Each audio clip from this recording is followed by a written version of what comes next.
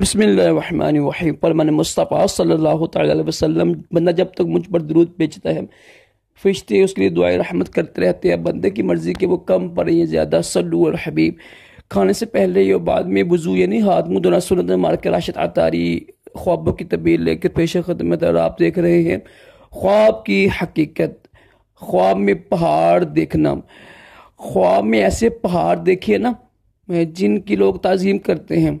माशाल्लाह हम मुसलमान हैं, ये तो ना यानी यानी पहाड़ हो गया, तूर हो गया, अरफात हो गया, जूदी जो है ना, काफ़ी जो मशहूर पहाड़ है ना जिसकी लोग तज़ीम करते हैं किसी इस्लामी निस्बत की वजह से, तो इसकी तबीर अच्छी तबीर होती है।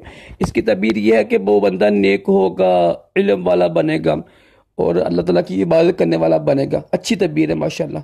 सल्लु अल हबीब सल्लल्लाहु अलैहि वसल्लम।